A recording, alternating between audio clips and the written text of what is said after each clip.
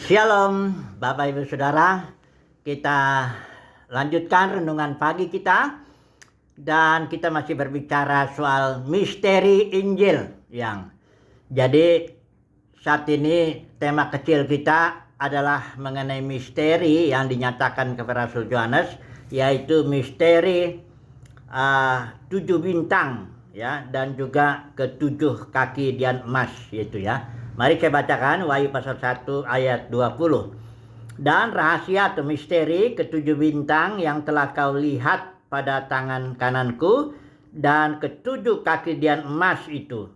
Ketujuh bintang itu ialah malaikat ketujuh jemaat, dan ketujuh kaki dian itu ialah ketujuh jemaat. Nah, kita harus tahu dulu ini kan misteri Jadi kita berdoa supaya Roh Kudus yang menyatakan, mewahyukan dulu kita. Karena dalam Efesus 3 ayat 3 ini Paulus tegas mengatakan ini Dikatakan bagaimana rahasia atau misterinya dinyatakan kepadaku dengan wahyu. Seperti yang kutulis di atas dengan singkat. Tanpa wahyu tidak bisa. Saulus itu bukan orang bodoh Dia seorang agama, seorang Farisi yang sangat ketat. Sangat memahami perjanjian lama itu, hukum Taurat itu, tapi dia sama sekali tidak memahami perihal mengenai Mesias dan bahwa Mesias itu adalah Yesus, sama sekali dibutakan dia Itu sebabnya Paulus bilang misteri Injil dinyatakan kepadaku melalui wahyu. Oke. Nah, sekarang kita mau tahu dulu siapakah misteri daripada malaikat jemaat ini. Tiap malaikat, ada 7 gereja di ini, ada malaikat jemaatnya. Ini siapa ini Jadi kita jangan langsung bayangkan bahwa malaikat itu makhluk surgawi yang ada sayapnya, terbang-terbang begitu Mari kita melihat dulu. Perhatikan di sini setiap kalimatnya ini ini kita nggak bahas terlalu detail.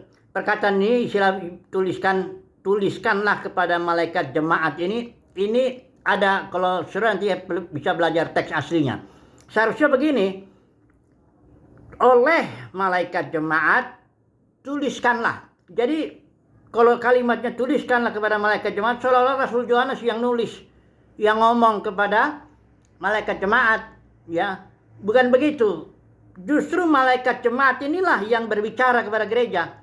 Oleh malaikat jemaat di Efesus tuliskanlah. Rasul Yohanes itu cuman alat aja untuk menuliskannya. Tapi yang berbicara ini malaikat jemaat. Kenapa demikian? Karena setiap daripada tulisan ini, gereja ini, perhatikan setiap ini. Siapa bertelinga hendaklah yang mendengarkan apa yang dikatakan Roh kepada jemaat. Jadi yang berbicara itu Roh. Pasal yang ke-11 juga tiap jemaat itu ada. Siapa bertelinga hendaklah ia mendengarkan apa yang dikatakan Roh itu. Dalam setiap 7 gereja itu selalu ada. Dia misalnya di Laodikia yang terakhir itu siapa bertelinga, ayat 22 pasal 3 itu. Siapa bertelinga hendaklah ia mendengarkan apa yang dikatakan Roh kepada jemaat-jemaat. Jadi malaikat jemaat itu adalah Roh Kudus yang memberikan pesan kepada jemaat. Rasul Yohanes cuma menuliskannya. Ini misteri ingat malaikat jemaat bukan makhluk yang terbang-terbang begitu. Itu Roh Kudus yang berbicara kepada jemaat, menyampaikan pesan kepada jemaat. Jadi kalau orang ingin tahu gereja itu apa, dia mesti dengar perkataan Roh Kudus, jangan dengar orang.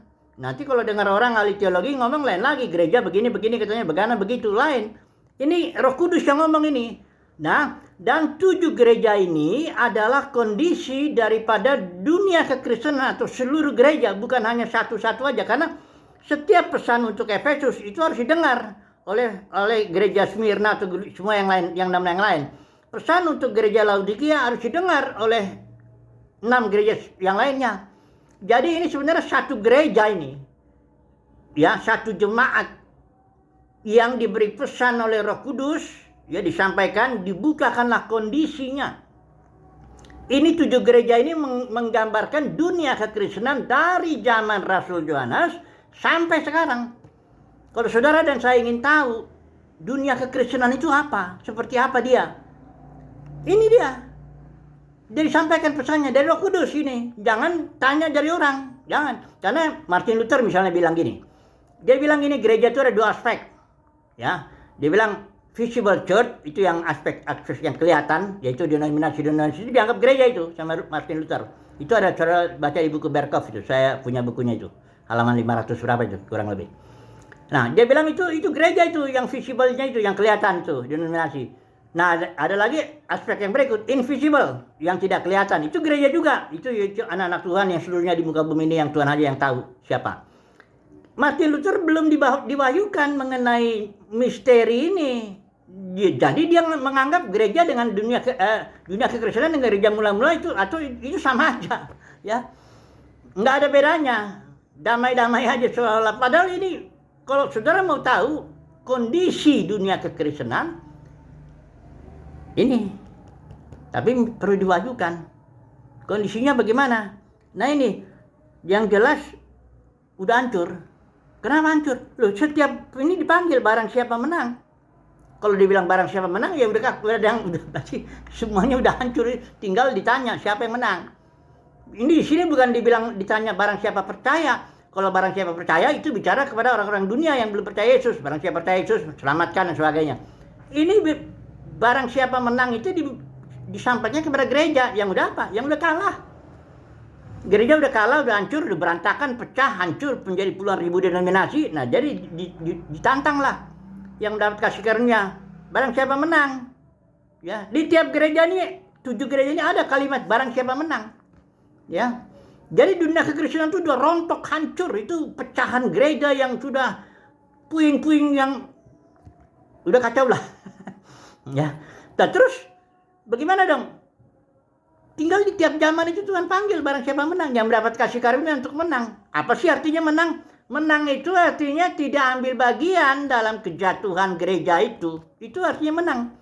Nah, kejatuhan gereja ini yang paling menyolok di sini nih, 7 gereja kita nggak bahas lagi detail lagi. Ajaran Ijabel, Biliam, Nikolaus. Ringkasnya begini. Ajaran Ijabel itu ajaran yang merampas otoritas, sama seperti Ijabel merampas otoritas Ahab suaminya, walaupun tujuannya untuk dalam hal kasus kebun anggur Nabot itu ya. Walaupun tujuannya dia mau sesuai dengan rencana suaminya ya untuk membunuh si Nabot, mengambil rampas kebun anggurnya itu. Tapi itu tindakan itu membuat surat pakai meterai raja, tanda tangan cap itu raja, itu perampasan otoritas. Itulah yang dilakukan oleh para pemimpin agama Kristen dalam kekristenan. Di Kisah Rasul 20 ayat 28 sampai 30 karena udah perintah tuh. Paulus bilang, "Kau karena serangan serigala ganas bapak-bapak orang dari kalian akan dengan ajaran palsu tarik murid-murid kepada dirimu sendiri. Kau bangun kerajaanmu sendiri." Denominasi itu kerajaan manusia itu. Itu dibangun oleh Nimrod itu. Kalau di ini kita sebelah itu misteri Babel itu. Ya, saudara akan tahulah sebentar masuk gedung denominasi sebentar lo engkau akan tahulah itu siapa Nimrodnya di situ, ya.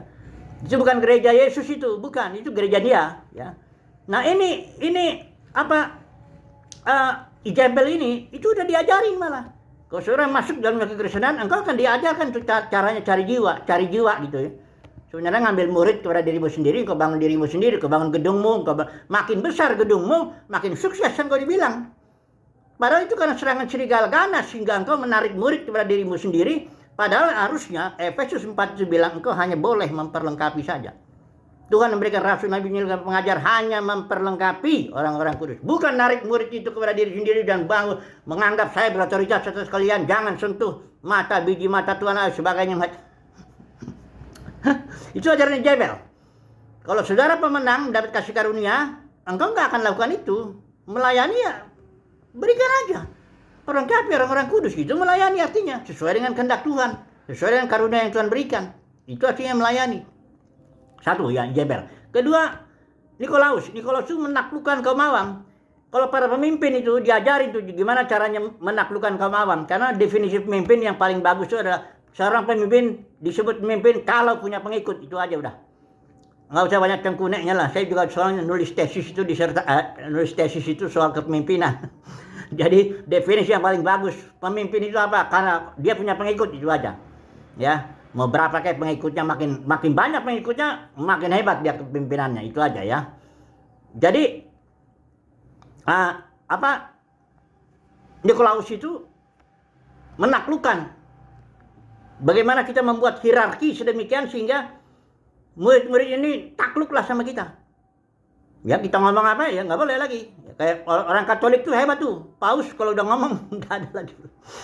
Hierarkinya itu dahsyat sekali, itu Nikolaus itu. Tapi orang mesti ngelihat. Tapi kalau ditanya tuh orang Katolik, oh dia merasa dia gerejanya paling benar. Paus yang pertama katanya Petrus. Saya nggak bisa bayangin tuh kalau Petrus itu pakai cupluk begitu, pakai tongkat dia jalan. Nggak bisa bayangkan itu. Tapi itulah dia. Karena misterinya nggak dibukakan. Itu jadi dia bilang, saya ini gereja yang apa penerus tahta.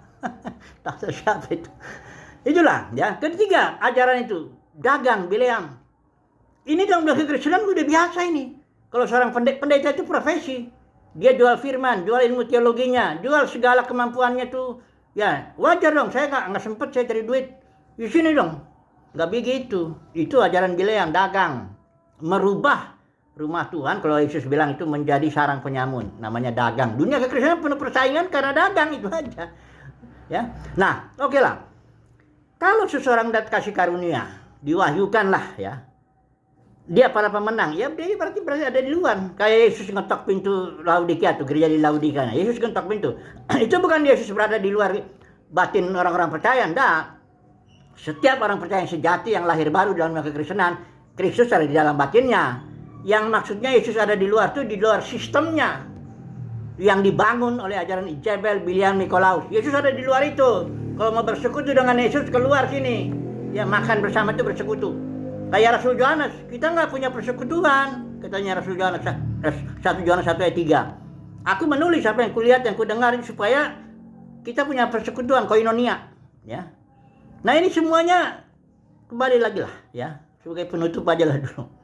Semuanya ini kasih karunia. Pewahyuan, saudara dan saya butuh pewahyuan. Kalau cuman ilmu teologi apalah itu ya. Bukan saya bilang jangan pakai otak, enggak. Otak itu harus dipakai ya untuk belajar.